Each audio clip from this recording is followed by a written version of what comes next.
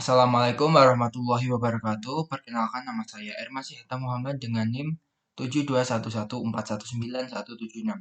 Di sini saya akan menjelaskan tentang implikasi etis dari teknologi informasi.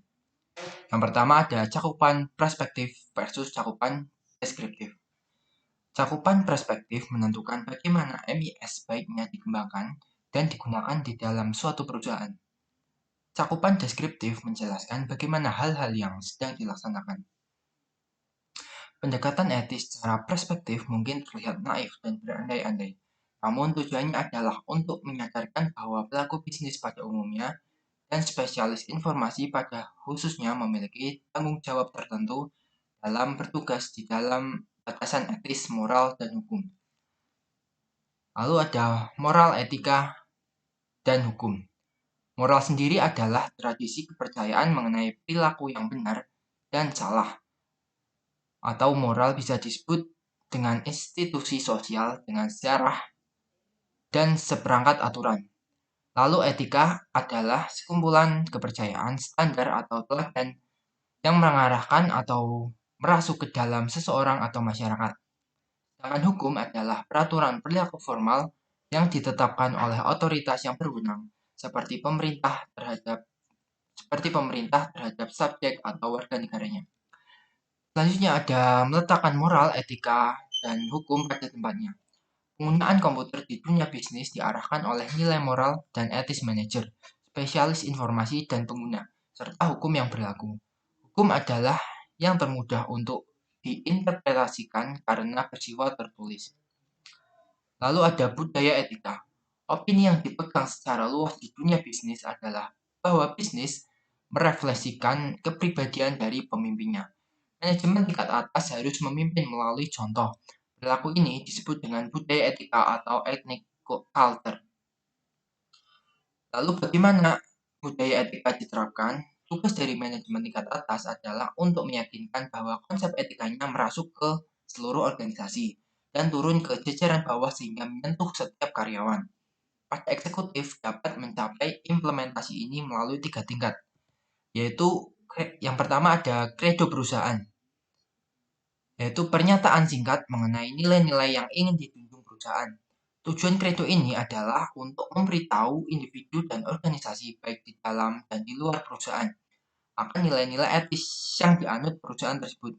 Lalu yang kedua ada program etika, yaitu upaya yang terdiri atas berbagai aktivitas yang didesain untuk memberikan petunjuk kepada para karyawan untuk menjalankan kredo perusahaan.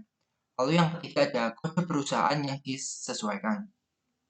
Banyak perusahaan yang merancang sendiri kode etik perusahaan mereka. Terkadang kode-kode etik ini merupakan adaptasi dari kode untuk industri atau profesi tertentu. Selanjutnya, meletakkan kredo, program, dan kode pada tempatnya. Kredo perusahaan memberikan dasar untuk pelaksanaan program etika perusahaan. Kode etik tersebut menggambarkan perilaku-perilaku tertentu yang diharapkan dilaksanakan oleh karyawan. Selanjutnya ada etika komputer. Alasan di balik etika komputer. Etika komputer terdiri atas 2 aktivitas utama, yaitu yang pertama menyadari dampak penggunaan komputer terhadap masyarakat dan merumuskan kebijakan yang menjaga agar teknologi tersebut digunakan di seluruh perusahaan secara etis.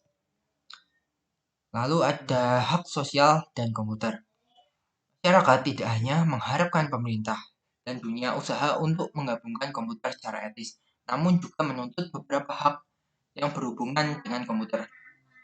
Hak tersebut antara lain adalah hak privasi, hak untuk mendapatkan keakuratan, hak kepemilikan, dan hak untuk mendapatkan akses. Lalu yang selanjutnya ada audit informasi. Perusahaan dengan semua ukuran mengandalkan auditor eksternal dari luar organisasi untuk memverifikasi keakuratan catatan akuntansi. Perusahaan yang lebih besar memiliki staf tersendiri yang berfungsi sebagai auditor internal, yang melaksanakan analisis yang sama seperti auditor eksternal namun memiliki tanggung jawab yang lebih luas. Selanjutnya berikut ada jenis-jenis aktivitas audit. Yang pertama ada audit finansial. Itu memverifikasi, itu tugasnya memverifikasi catatan perusahaan dan merupakan jenis aktivitas yang dilaksanakan oleh auditor eksternal. Lalu yang kedua, audit operasional. Tidak dilaksanakan untuk memverifikasi keakuratan catatan, melainkan untuk memvalidasi efektivitas produksi. Lalu yang ketiga ada audit berkelanjutan. Sama dengan audit operasional, tetapi audit berkelanjutan berlangsung terus-menerus. Lalu penerapan etika dalam teknologi informasi. Perusahaan tidak harus mengusahakan semua pekerjaan sendiri. Bantuan dalam bentuk kode etik dan program edukasi etika dapat memberikan fondasi untuk budaya tersebut. Program edukasi dapat membantu menyusun kredo perusahaan dan meletakkan program etika pada tempatnya. Kode etik dapat digunakan seperti apa adanya atau disesuaikan dengan perusahaan tersebut. Lalu kode etik ACM atau Association for Computing Machinery yang didirikan pada tahun 1947 adalah sebuah organisasi komputer profesional tertua di dunia. Bentuk kode etik ACM yang ada saat ini diadopsi pada tahun 1992 dan berisikan keharusan yang merupakan pernyataan tanggung jawab pribadi.